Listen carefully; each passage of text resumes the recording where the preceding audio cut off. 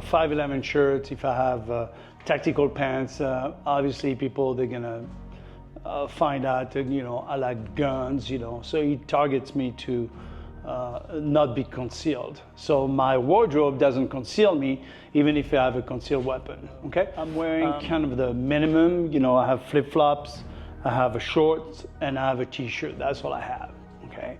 And when you go concealed, you have to find the perfect wardrobe for to help your concealment. So obviously, if the shirt was very tight, you will see the gun here, obviously, okay? All right, and I'm gonna show you a different way of carrying your gun. So you have appendix, you have straight up, you have on the side, and you have in the back also. Okay, these are totally different way of carrying your handgun.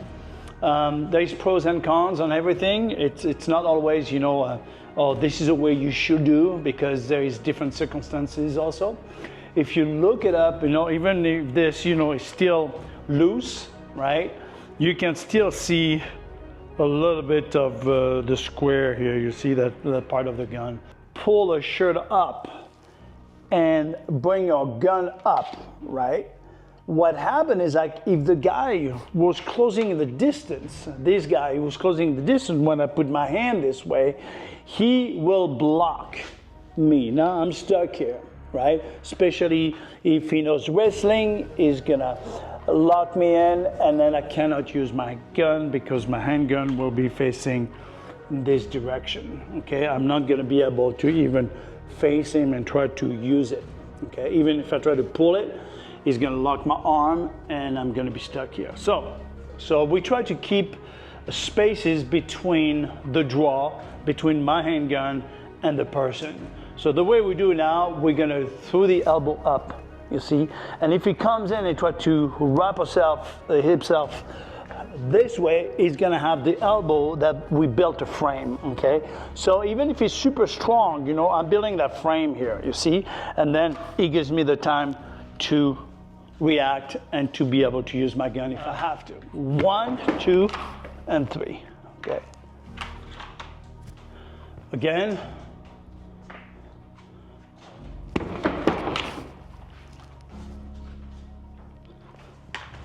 So somebody is ready to punch me, I'm gonna block it, and then he's gonna draw a knife or a gun, and now I have to clear my shirt with one hand.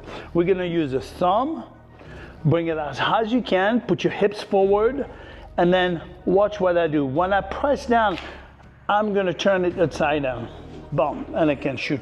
The reason why I do this, if you don't do it, watch what happens. 1, 2, 3.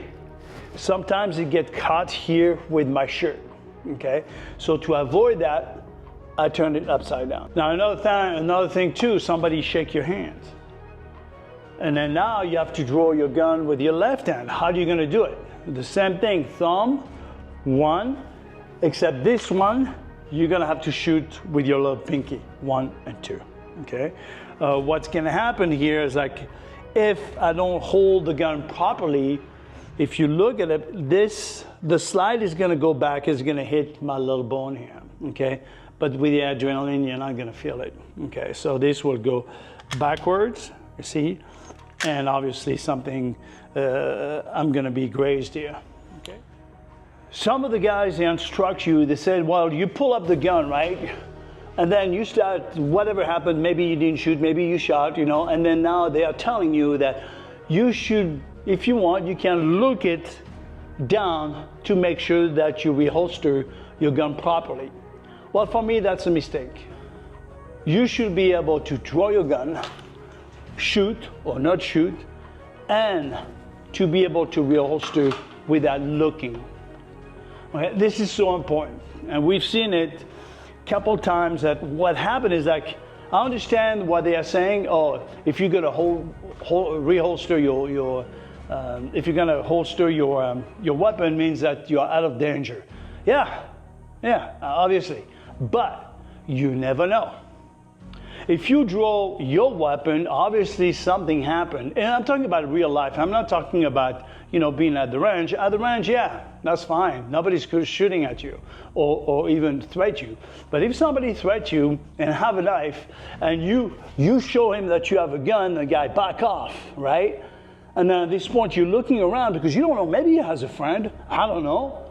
And then I know that I don't want to keep my gun up because maybe the cops are going to show up. So I'm going to reholster, but at the same time, I'm not going to look around because I never know. Maybe he has a friend.